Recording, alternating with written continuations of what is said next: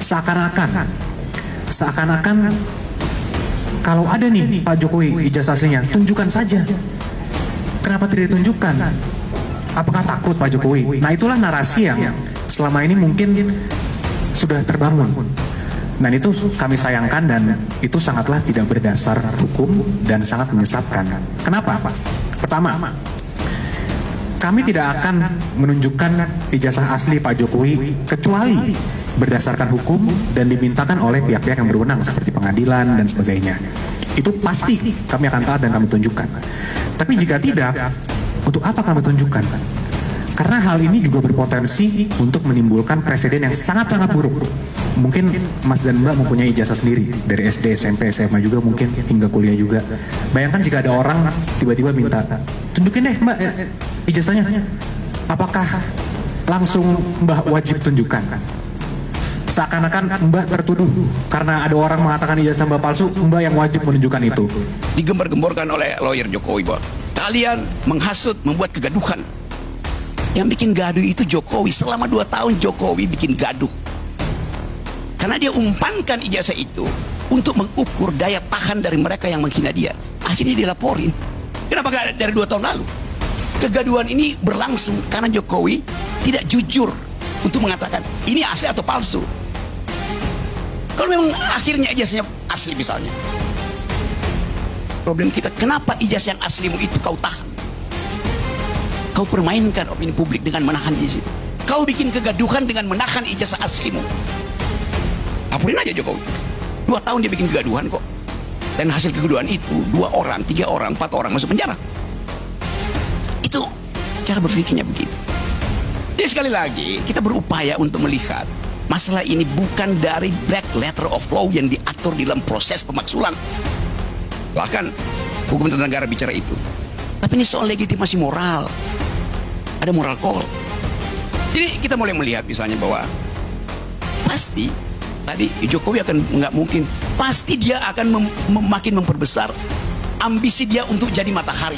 Bukan fakta dia matahari, ambisi dia untuk menjadi matahari.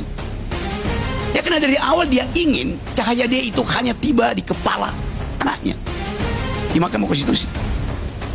Ini pertaruhan buat Pak Jokowi sebagai political animal. Dari awal dia investasi pada anaknya, maka dia mesti tuntun itu sampai 2009. Kalau batal, dia ikut diseret di pengadilan. Karena yang mampu membela Jokowi cuman anaknya dalam posisi sebagai presiden. Itu logika paling dasar dari ambisi politik gitu. Jadi sekali lagi kita ucapkan ini bukan karena kita nggak suka pada Jokowi atau pada bukan, karena memang kapasitasnya nggak bisa itu. Menerangkan hal yang simpel nggak bisa. Adik-adik kecil yang kemarin bernyanyi masih membuat pernyataan lagi. Nih dia. Orang yang menggunakan ijazah palsu aja bisa jadi presiden. Jadi buat apa capek-capek kuliah, mending datang aja ke UGM minta bikinkan ijazah palsu. Dan harapan kami sebagai anak bangsa kepada Bapak Jokowi agar secepatnya untuk menunjukkan ijazah aslinya ke publik, supaya tidak menimbulkan kegaduhan di negeri ini. Bentar dulu dek, tapi pertanyaannya dek, kenapa lah kalau Pak Jokowi belum mau juga menunjukkan ijazah aslinya ke publik? Ya nggak tahu lah kak, mungkin Pak Jokowi sengaja mau mengadu domba antara orang yang pro dan kontra kepadanya, atau bisa jadi memang benar ijazah Pak Jokowi itu palsu. Sekarang coba kita pikir aja lah kak secara akal sehat. Kalau memang ijazah Pak Jokowi itu asli, apa sih susahnya hanya tinggal menunjukkan ijazah aslinya aja ke publik? Kan nggak jadi heboh seperti itu. Jadi kalau misalnya memang terbukti ijazah Pak Jokowi itu palsu, apa dampaknya buat masyarakat? Kalau Pak Jokowi tidak diadili, ya dampaknya bisa jadi mengurangi semangat anak bangsa untuk kuliah. Kenapa gitu? Ya iyalah kak, orang yang menggunakan ijazah palsu aja bisa jadi presiden. Jadi buat apa capek-capek kuliah? Semoga dengan suara-suara rakyat ini Pak Prabowo akan terketuk hatinya untuk membuka semua kebusukan-kebusukan rezim Jokowi yang kemarin. Dan Prabowo tidak takut. KPU menghapus riwayat pendidikannya. Riwayat pendidikan akhir Gibran disebut di buku KPU itu. Disebut tadinya nggak ada. Tadi pendidikan terakhir. Berangkat gugat itu nggak ada. Pendidikan terakhir disebut pendidikan terakhir aja. Saat ini tolong dicek yang bawah itu, ya dirubah menjadi pendidikannya S1. Ini pidana loh, Pak, kejahatan besar nih. KPU menghapus itu, padahal itu bukti mahkota saya itu. Ini adalah penampakan profil Gibran Rakabuming di website KPU per hari ini, 19 September 2025. Di sini, tertulis pendidikan terakhir S1. Tapi perhatikanlah ketika kami mencoba membuka rekam jejak website ini sebelumnya dengan menggunakan aplikasi pihak ketiga.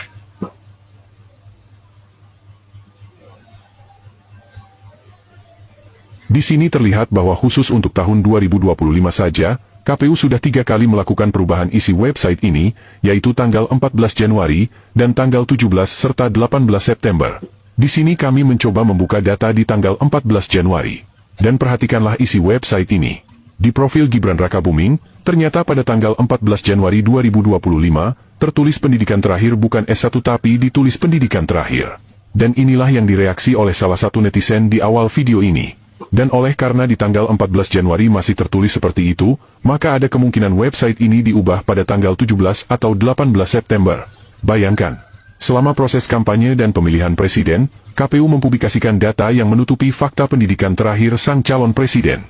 Gibran menempuh pendidikan di secondary school dan itu hanya ditempuh selama 2 tahun, dari tahun 2002 sampai 2004. Maka ini berarti bahwa Gibran sejatinya hanya menyelesaikan kelas SMP di Singapura, bukan SMA. Akibatnya apa? 1. Ada kesalahan fatal KPU ketika menyamakan secondary school dengan SMA, dan 2. Gibran sejatinya tidak bisa lolos masuk ke UTS INSEAD Sydney. Dan jika kita perhatikan riwayat pendidikan Gibran di Wikipedia, kita seolah mendapatkan penjelasan yang relevan. Di sini disebutkan setelah lulus sekolah menengah, Gibran mendaftar di UTS INSEAD, program jalur atau preparatory courses bagi mahasiswa asing yang ingin belajar di Universitas Teknologi Sydney di Australia, namun memutuskan untuk pindah kembali ke Singapura untuk pendidikan sarjana perguruan tinggi. Di sini sama sekali tidak disebutkan bahwa dia lulus sekolah menengah apa, sekolah menengah pertama, atau sekolah menengah lanjutan, sebelum mendaftar ke UTS INSEAD. Juga tidak disebutkan apakah dia lulus di UTS INSEAD di Sydney sebelum akhirnya memutuskan pindah lagi ke Singapura. Namun dari penjelasan di video ini sebelumnya, mudah dipahami jika misalnya Gibran tidak diterima di UTS INSEAD, karena memang dia belum memiliki ijazah yang setara dengan ijazah SMA. Dia hanya lulusan secondary school atau setara SMP di Indonesia. Kejanggalan lain dari website KPU ini, disebutkan bahwa Gibran memperoleh gelar yang setara S1 dari Universitas MDIS atau Management Development Institute of Singapore. Sementara ijazah yang pernah ditunjukkan Gibran ke publik tertulis ijazah dari Universitas Bradford, Inggris. Jika misalnya MDIS bermitra dengan Universitas Bradford, Inggris, dan Gibran mendapatkan ijazah atas nama Universitas Bradford, lalu kenapa di riwayat pendidikan tidak dituliskan nama kampus Universitas Bradford? Kenapa yang ditulis justru MDIS Singapura? Dan jika kalian membuka profil perguruan tinggi di Singapura yang bernama Management Development Institute of Singapore atau MDIS, tidak ditemukan satu fakta pun bahwa kampus ini adalah bagian, kelas jauh ataupun pernah bermitra dengan kampus manapun termasuk dengan Universitas Bradford di Inggris. Yang ada, sejak tahun 2008, kampus ini membuka cabang di berbagai negara seperti Uzbekistan di tahun 2008 dan 2014, kemudian Malaysia di tahun 2011, India di tahun 2015, Turkmenistan di tahun 2016 dan membuka kampus baru di Singapura di tahun 2025 ini. Dari sini kita bisa membaca bahwa kampus ini adalah sebuah kampus yang sudah cukup mandiri. Kenapa seseorang yang mengaku pernah kuliah di sana tapi justru memiliki ijazah dari universitas lain? Ada banyak pertanyaan yang harus dijelaskan baik pihak KPU maupun kubu Gibran sendiri. Maka tidak salah jika ketika KPU menerbitkan surat keputusan yang seolah berupaya menghalangi akses publik untuk mengetahui ijazah presiden dan wakil presiden, publik lalu membangun asumsi liar bahwa memang ada sesuatu yang bermasalah dengan ijazah sang wakil presiden. Semoga Gibran dan pihak pengadilan mau membuka diri memberikan penjelasan secara transparan ke publik, agar kasus ini tidak berlarut-larut, sama seperti ijazah bapaknya yang dijaga dengan cara represif, berbalik memenjarakan semua orang yang bertanya. Untuk UGM, saya perintahkan melakukan uji konsekuensi untuk semua informasi yang dinyatakan dikecualikan. Ya. Kemudian pada persidangan berikutnya, UGM wajib membawa yang pertama hasil uji konsekuensinya. Saya kasih 2 minggu ya, dari sekarang. Kemudian siapa yang hadir dalam pelaksanaan uji konsekuensi itu. Jadi saya minta tidak internal UGM saja, harus melibatkan pihak luar, dalam hal ini perwakilan masyarakat, untuk melihat sejauh mana informasi yang menurut UGM dikecualikan itu memang lebih banyak mudaratnya daripada manfaatnya kepada publik, ya. Kemudian yang kedua, pada persidangan berikutnya UGM wajib membawa semua informasi yang disengketakan, ya. Majelis akan melakukan pemeriksaan tertutup sejauh mana informasi tersebut memang dikuasai oleh UGM. Semuanya, ya, dibawa. Ternyata seluruh dokumen Gibran mulai dari SD, SMP, SMA dan kemudian sederajat tadi itu dan kemudian ada yang di Singapura ini semuanya kosong. Yang salah calon kah atau KPU? Di dalam dokumen resmi seharusnya KPU harus dipersoalkan pertama kali dong. Nah itu. Ya, nah itu dia makanya. Saking keselnya diomongin foto palsu terus, orang yang dituduh Jokowi itu akhirnya keluar dari fotonya. Lantaran sudah capek berbohong terus. Bangsat bisa kurang. Gue harus berapa lama di sini berbohong terus? Gue gak tahan, gue keluar aja dah.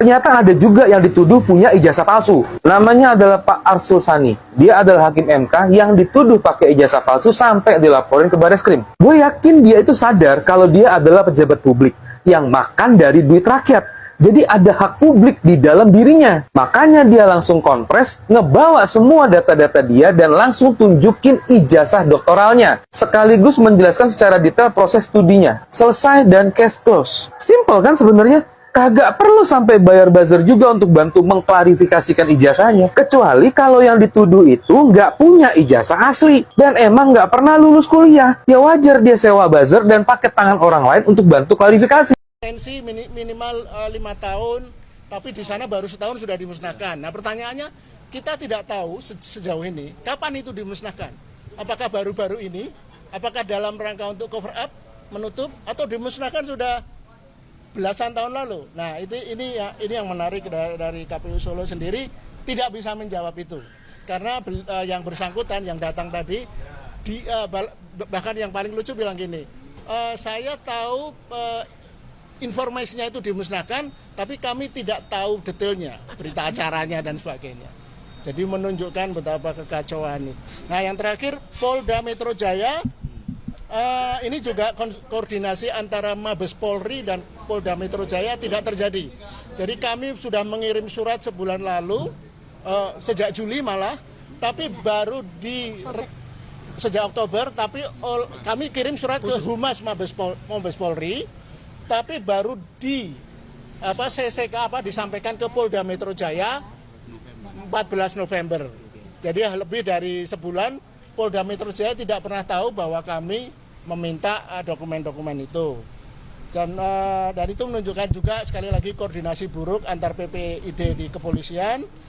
Dan sayang sekali tadi walaupun kooperatif dari kepolisian sering kali menyampaikan hampir semua pertanyaan kami itu dokumen dikecualikan. Ya itu yang tapi yang paling menarik yang perlu dicatat adalah yang kita tanyakan tadi oleh kuasa kami, bahwa sebenarnya ijazah Jokowi itu ada di mana? Karena di pengantar disebutkan ijazah Jokowi ada di kami segel karena untuk bukti penyidikan. Tetapi kita tahu bersama seminggu atau 2 minggu lalu ijazah itu ditunjukkan Jokowi kepada relawan Projo.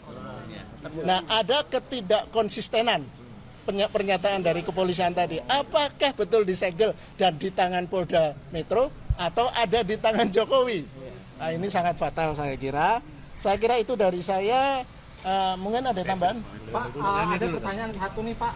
Ini kan kalau kita lihat kasus ijazah palsu Jokowi ini ya Pak ya, itu kan udah memakan waktu hampir bertahun-tahun. Apakah ini ada indikasi bahwa sebenarnya ijazah Jokowi itu sebenarnya ada permainan sindikat ijazah palsu di kasus Jokowi ini? Wah ini tunggu nanti jawabannya. Ini terlalu sumir ya, artinya ini sedikit bernuansa teori konspirasi. Saya kira tidak sekarang jawabnya. Nanti akan terungkap itu.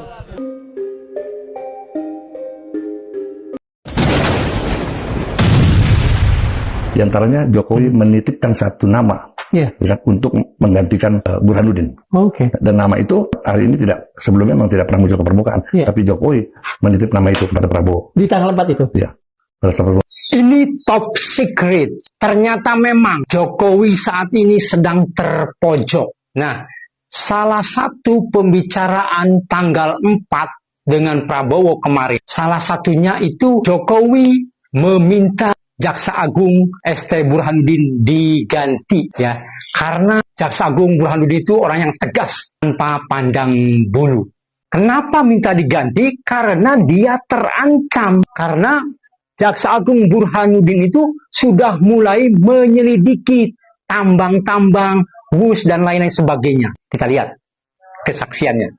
Di antaranya Jokowi menitipkan satu nama ya, untuk menggantikan Burhanuddin. Dan nama itu hari ini sebelumnya memang tidak pernah muncul ke permukaan, tapi Jokowi menitip nama itu kepada Prabowo. Di tanggal 4 itu? Ya, pada saat pertemuan itu ya. Nah, ini kan satu bukti bahwa sudah mulai kelihatan kecemasan Jokowi terhadap manuvernya Jaksa Agung. Ya, dalam hal itu kemudian Jampitsus juga kan, yang paling tidak sudah mulai menyentuh inti persoalan atau keterlibatan Jokowi di situ. Siapa sebetulnya orang yang digadang-gadang oleh Pak Jokowi ke Pak Prabowo di tanggal 4 itu, kalau boleh? Apa boleh saya sebut namanya? Sebut saja, Pak. Ya, Tony. Dulu pernah di Badiklat, tapi entah sekarang di mana. Pernah di kepala Badiklat. Tony, saya nggak tahu namanya Tony. Tony Spontana, bukan? Betul, ya. Itu kan di Spontana itu. Itu sebelumnya juga kan tadinya pernah digadang-gadang untuk jadi PJ Gubernur Jateng, tapi nggak jadi, gitu loh. Pada saat itu. Nah, tampaknya kan sikap Jokowi mengusung Tony ini karena ada keresahan. Sekali lagi Pak Prabowo memilih. Apakah dia memilih orang itu yang tanda petik membantunya menjadi presiden, atau dia mementingkan rakyat? Kita tunggu saja. Kalau kita membiarkan orang-orang untuk menghalalkan segala cara, ya Indonesia nggak akan bebas dari praktek korupsi dan lain-lain, termasuk soal ini. Dan bagi yang memilih untuk beli ijazah atau pakai ijazah palsu, sebenarnya sedang merendahkan diri sendiri. Seakan-akan tidak mampu kuliah betul sehingga dapat ijazah. Adik-adik kecil yang kemarin bernyanyi masih membuat pernyataan lagi. Nih dia. Orang yang menggunakan ijazah palsu aja bisa jadi presiden. Jadi buat apa capek-capek kuliah, mending datang aja ke UGM minta bikinkan ijazah palsu. Dan harapan kami sebagai anak bangsa kepada Bapak Jokowi agar secepatnya untuk menunjukkan ijazah aslinya ke publik, supaya tidak menimbulkan kegaduhan di negeri ini. Bentar dulu, Dek. Tapi pertanyaannya, Dek, kenapa lah kalau Pak Jokowi belum mau juga menunjukkan ijazah aslinya ke publik? Ya nggak tahu lah, Kak. Mungkin Pak Jokowi sengaja mau mengadu domba antara orang yang pro dan kontra kepadanya, atau bisa jadi memang benar ijazah Pak Jokowi itu palsu. Sekarang coba kita pikir aja lah, Kak, secara akal sehat. Kalau memang ijazah Pak Jokowi itu asli, apa sih susahnya hanya tinggal menunjukkan ijazah aslinya aja ke publik? Kan nggak jadi heboh seperti itu. Jadi kalau misalnya memang terbukti ijazah Pak Jokowi itu palsu, apa dampaknya buat masyarakat? Kalau Pak Jokowi tidak diadili, ya dampaknya bisa jadi mengurangi semangat anak bangsa untuk kuliah. Kenapa gitu? Ya iyalah, Kak, orang yang menggunakan ijazah palsu aja bisa jadi presiden. Jadi buat apa capek-capek kuliah? Semoga dengan suara-suara rakyat ini, Pak Prabowo akan terketuk hatinya untuk membuka semua kebusukan-kebusukan rezim Jokowi yang kemarin. Dan Prabowo tidak takut